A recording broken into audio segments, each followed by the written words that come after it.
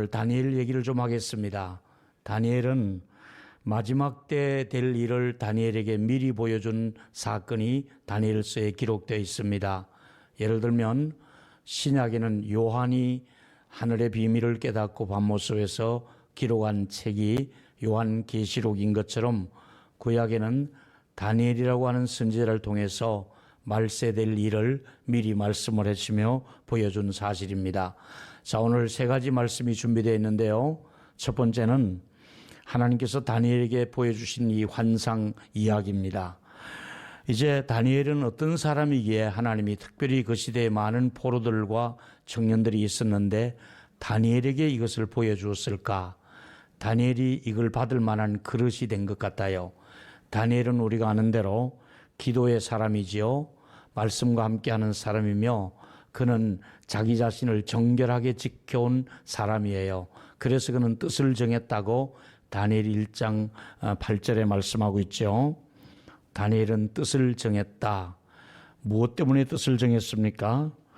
왕이 내려주는 음식 속에는 그곳의 고기가 산의 진미라 할지라도 그것이 곧 우상의 제물로 드렸던 것이기 때문에 그거 먹는 것이 마음에 불편해서 차라리 환관장에서 구하기를 자기들은 식물을 좀 먹게 해달라. 그렇게 해서 그 시험을 이기게 됩니다. 그 원인은 그렇게 함으로 자기를 더럽히지 않게 하려고 자기의 몸과 마음을 영적으로 깨끗하게 하려고 몸부림치며 뜻을 정했던 다니엘에게 하나님께서는 앞으로 수천 년 뒤에 일어날 일을 미리 하나님께서 보여준 사건이 본문입니다. 죄가 가득한 세상에서 죄가 때묻어 있는 사람에게는 하나님이 계시를 보여줄 수가 없었고 깨끗한 청년 다니엘에게 앞으로 될 일을 보여주었다고 볼 수 있겠습니다. 비록 다니엘은 바벨론 포로 생활을 했지만은 하나님께서 다니엘을 눈여겨보셨고 너에게는 내가 특별히 앞으로 될 일을 내가 보여준다 하시고 보여주셨고 그것이 오늘 말씀으로 기록되어져 있습니다. 자, 하나님께서 마지막에 될 일을 12장 1절에 이렇게 말씀하고 있습니다. 그때에 말세를 말합니다. 내 민족을 호위하는 큰 군주 미가엘이 일어날 것이고 말세에 하나님께서 큰 용사 미가엘이라고 하는 천사장을 하나님이 보내셔서 개국 이래로 많은 환난을 겪고 있을 하나님의 백성들을 보호할 목적으로 보냈는데 누구를 보호합니까? 내 백성 중에 책에 기록된 자가 구원을 받을 수 있도록 책에 기록된 그 사람들의 구원을 받는데 전혀 어렵지 않도록 하나님께서 환난 중에 있는 내 백성들이 구원받도록 돕는 일을 하기 위해서 호위무사로 하나님께서 미카엘이라고 하는 천사를 보낸다고 계시해 주셨습니다. 오늘 다니엘서의 이 본문을 배경을 알려면 다니엘 이 본문을 기록할 연도가 언제냐면 주님 오시기 약 536년 전에 이 본문이 기록되어졌습니다. 500여 년 전에는 그때는 나라가 누가 다스리냐면은 페르시아의 고레스라고 하는 왕이 31년 차 나라를 다스리고 있었습니다. 이때 다니엘의 나이가 약 90세 정도 되는 나이에 이 계시를 받은 것입니다. 다니엘이 마침 이때 히데겔이라고 하는 강가에서 21일 동안을 금식을 했습니다. 90세 나이에 20일의 일간 3주간 금식을 마친 다니엘에게 하나님께서 이 계시를 보여준 것이 오늘의 본문입니다. 다니엘 12장은 그 시대를 건너뛰어서 훗날에 있게 될 사실을 미리 보여준 것이어서 마치 요한이 받은 계시록처럼 다니엘이 받은 계시록이라고도 할 수가 있는데 성도들의 마지막 때를 이렇게 대비하고 이렇게 준비하라는 뜻으로 기록되어져 있습니다. 마지막 때는 하나님의 교회와 하나님의 백성들을 마귀가 굉장히 공격을 하겠지만은 걱정하지 마라. 내가 호위군사를 보낼 것이다. 하나님께서 우리를 지키시려고 미카엘이라고 하는 천군 천사를 보내셔서 이 땅의 교회와 하나님의 백성들을 보호하실 것을 약속하고 있는 말씀이 되겠습니다. 여러분, 말세에는 모든 나라 사람들이 겪는 특징이 뭐냐면은 환난과 핍박이 몰려오는데, 그걸 두려워할 필요가 없는 것은 하나님께서 우리를 보호하려고 비상조치로서 우리를 보호하고 있다고 말씀하고 있습니다. 자, 다니엘서 12장 2절을 또 연결해서 보겠습니다. 2절을 같이 읽겠습니다. 시작. 땅의 티끌 가운데서 자는 자 중에서 많은 사람이 깨어나서 영생을 얻을 자가 있겠고, 수치를 당하여서 영원히 부끄러움을 당할 사람이 있을 것이다. 이 땅에는 두 종류의 사람들이 살고 있습니다. 첫 번째 사람들이 누구죠? 영생을 얻을 사람, 깨어 있어서 영생을 얻을 사람이 있다고 말씀하고, 또 반대로 두 번째 사람은 부끄러운 수치를 마지막 때 당할 사람이 있을 것이다. 또 신약에 보면 등과 기름을 준비한 사람이 있고 기름과 등을 준비하지 못한 사람이 있었다, 이렇게 말씀하고 있죠.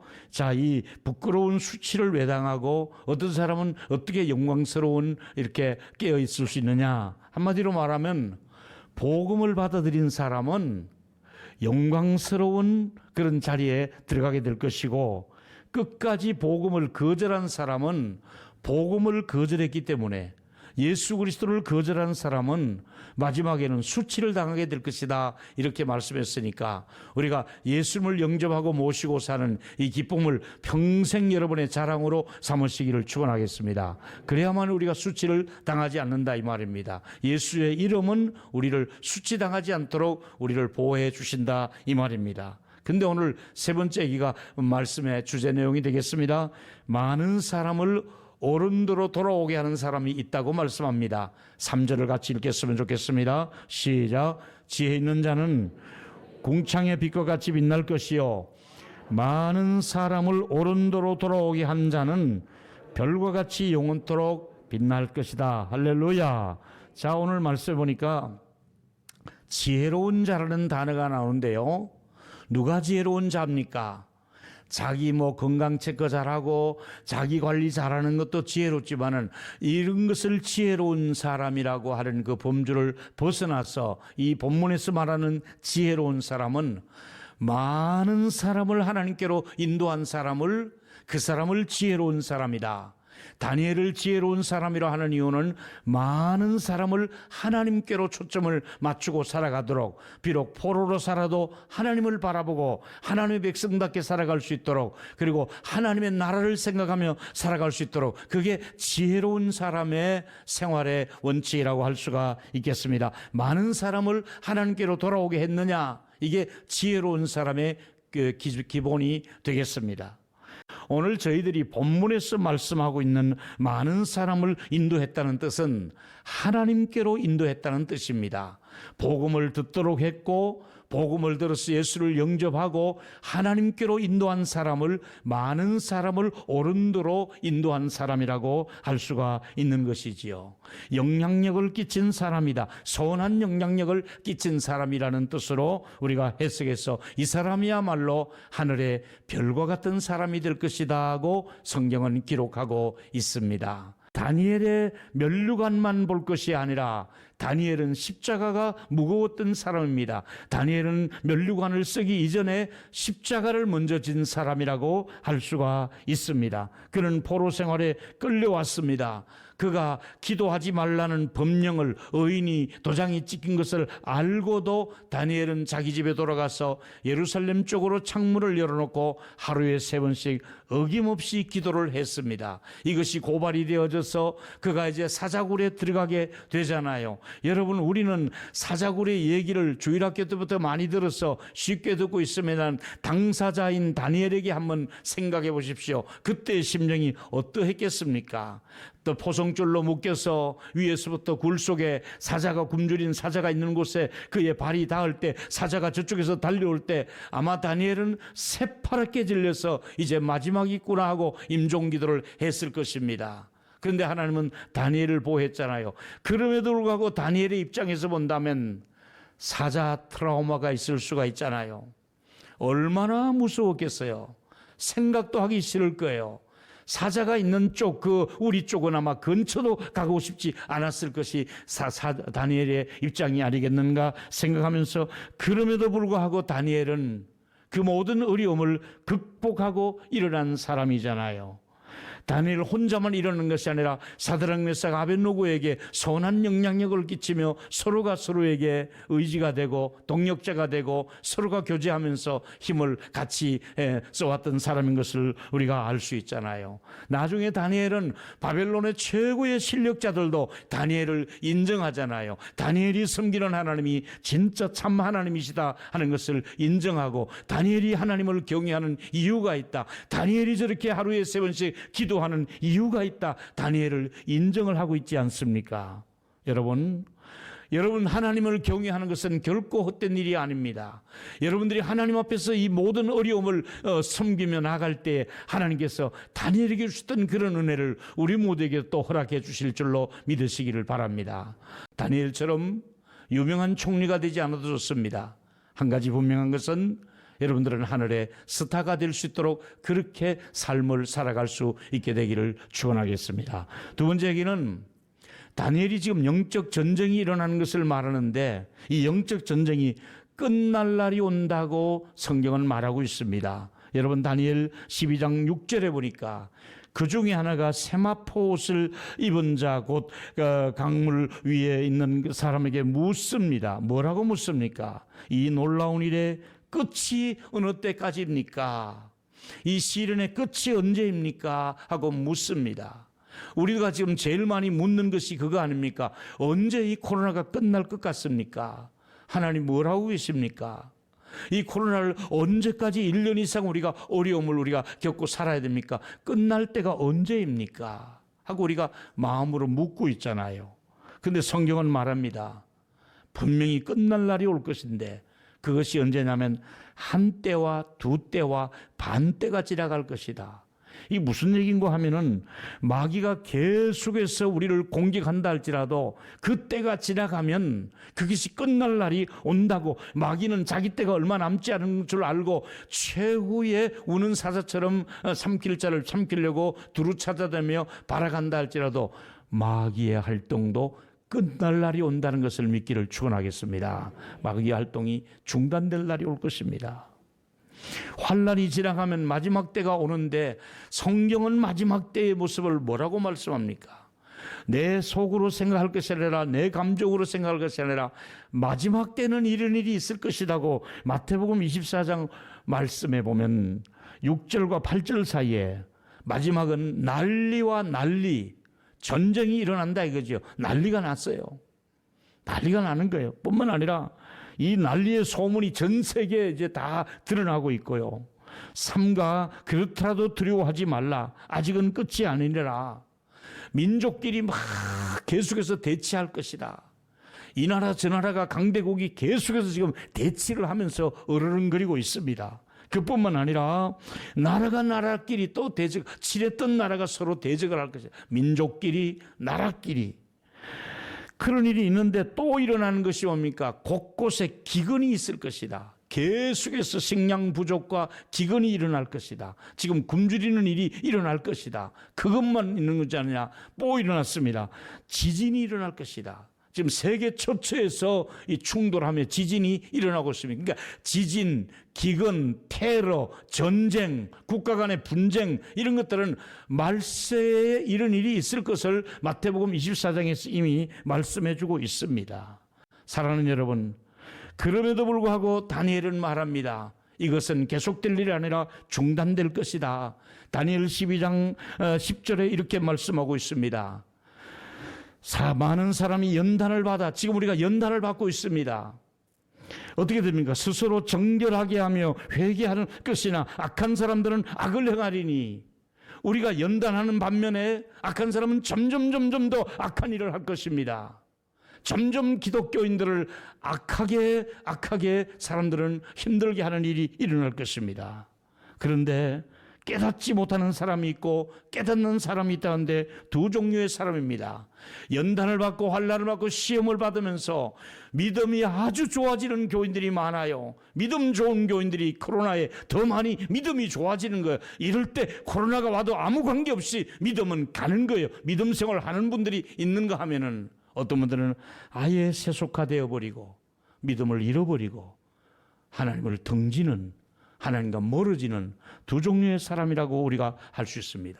깨닫는 사람이 있고 깨닫지 못하는 사람이 있습니다. 저와 여러분, 오늘 사부 예배 오신 저와 여러분, 하나님 앞에서 우리 믿음이 더 성숙해지고 단단해질 수 있는 이 코로나를 통해서 더 믿음 좋은 분들이 되기를 예수 이름으로 축원하겠습니다.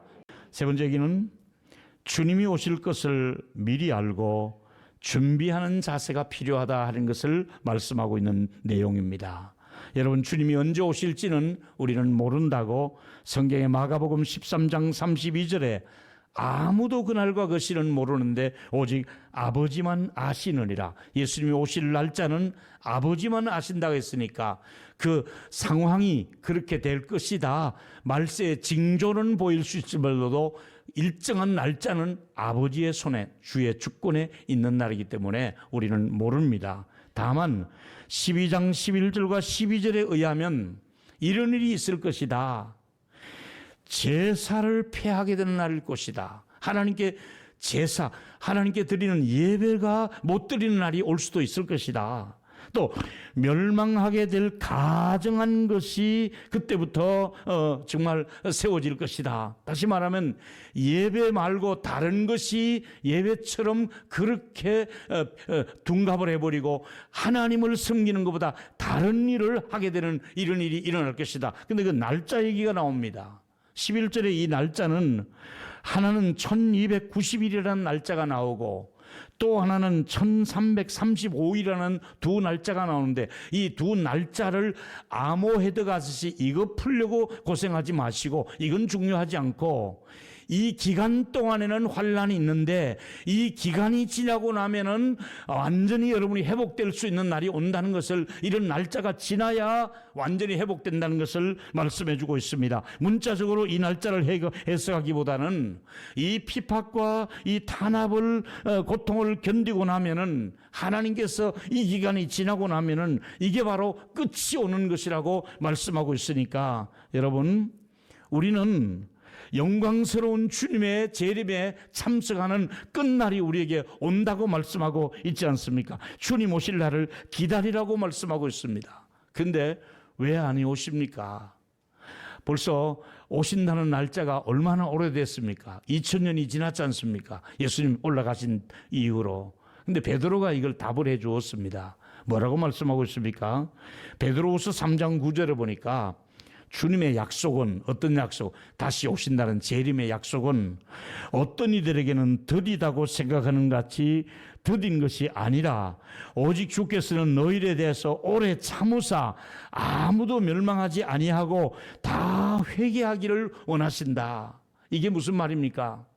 주님이 오시지 않는 이유는 아직도 구원받아야 될 사람의 숫자가 차지 않았기 때문에 아무도 멸망하지 않고 구원받아야 될 사람은 멸망하도록 버려두지 않고 그 사람들이 완벽하게 구원받을 수 있도록 그 사람이 다 천국에 올 수 있는 자격을 갖출 수 있을 때까지 하나님께서 예수 이름을 부를 수 있는 그 사람이 될 때까지 하나님이 멸망하지 않도록 기다리고 있다는 것을 여러분 믿기를 축원하겠습니다. 하나님이 오래 참으시는 이유가 바로 그겁니다. 회개하라고.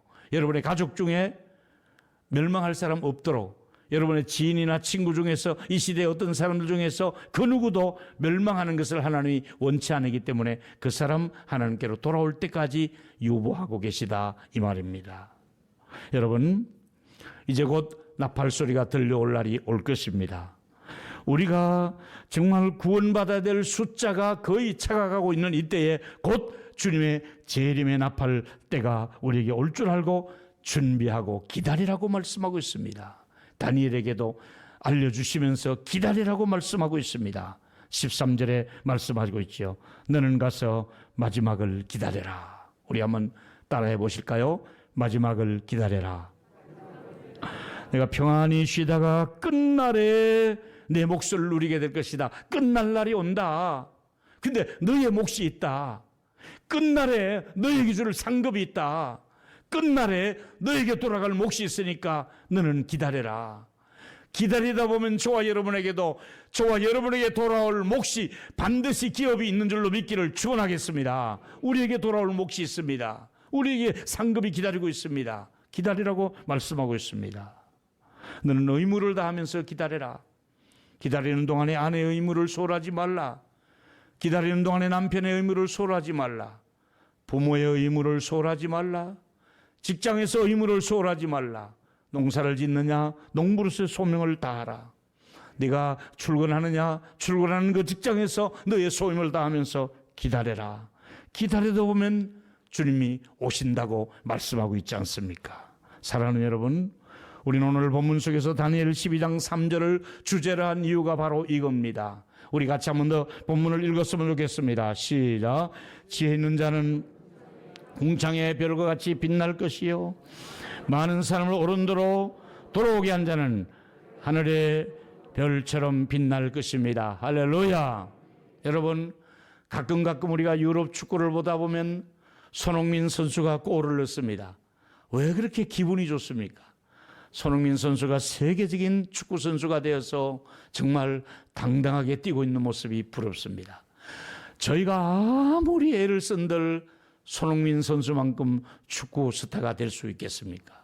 한때는 또 나훈아 씨나 지금 또 이 방탄소년단 보면 얼마나 세계적으로 노래를 잘하는 청년들인지 모릅니다. 우리가 아무리 해도 방탄소년단처럼 혹은 나훈아 씨처럼 그렇게 노래할 수가 없습니다. 그러나 여러분, 나훈아 씨가 못한 일 우리가 할 수 있는 게 있고, 손흥민 씨가 못한 일 우리가 할 수 있는 것이 있고, 방탄소년단도 할 수 없는 일을 우리가 할 수 있는 게 그게 뭡니까? 죽어가는 영혼을 하나님께로 인도하는 것은 우리의 몫인 줄로 믿으시길 바랍니다. 내가 너희들에게 이 일을 맡기겠다. 대스타라고 해서 이 일을 하는 것이 아니다. 유명한 사람이라고 해서 이 일을 하는 것이 아니라, 유명한 정치인이라고 해서 권력자라고 해서 이 일을 하는 것이 아니라, 무명의 너에게 내가 복음을 맡기겠다. 네가 복음을 전하는데 네가 수고하면 너야말로 하늘의 별이 될 수 있다. 너야말로 옳은 도로 인도하는 사람이 되어야 될 것 아니냐. 이 시대에 우리에게 준 메시지가 이겁니다. 아무리 시대가 암울하고 어렵다 할지라도, 아무리 코로나 전국이라 할지라도 우리가 해야 될 일이 바로 이겁니다. 너 복음 전하는 일을 부끄러워하지 말라. 너는 많은 사람을 옳은 도로 인도하는 영향력을 끼쳐야 될 것이다. 할렐루야. 이제 말씀을 정리했습니다. 두 가지 영향력입니다. 우리는 거룩한 영향력과 선한 영향력을 끼치며 여러분의 생애를 살아갈 수 있게 되기를 축원합니다. 저분은 거룩한 영향력이 있다. 저분은 선한 영향력이 있다. 다니엘처럼 말이죠. 많은 사람을 하나님께로 돌아오게 하는 사람이다. 이렇게 말할 수 있을 정도로 여러분이 직접 선교지에 나가지 못한다 할지라도 선교사님이 하는 일을 우리가 도우면 선교사님이 받는 상을 받게 될 것입니다. 여러분이 농어촌의 어려운 환경 속에서 심우하는 그 목회자들을 직접 가서 목회하지 않아도 그들을 농어촌 교회를 위해서 헌금을 하면 그들이 하는 수고를 우리가 같이 상을 받게 될 것입니다. 여러분이 목회자가 되지 않는다 할지라도 목회자가 하는 일, 교회가 하는 일, 셀리더로서, 교사로서, 찬양대원으로서 뭔가가 여러분이 교회 앞에서 수고하고 섬기고 있을 때 상급은 함께 받게 될 것을 말씀하고 있습니다. 여러분이 이 시대에 전도하기 어렵다는 걸 압니다. 요즘 식당에 가서 제대로 식사 기도도 못하고 지나간 적이 있었습니다. 그러나 이제 마음을 바꾸어 먹기 시작했습니다. 우리 눈치 보지 말고 예수님 부끄러워하지 말고 전도할 수 있는 저와 여러분의 당당함이 있게 되기를 축원하겠습니다. 우리 한번 따라합시다. 눈치 보지 말고 사람들을 두려워하지 말고 예수의 복음을 전하자. 아멘.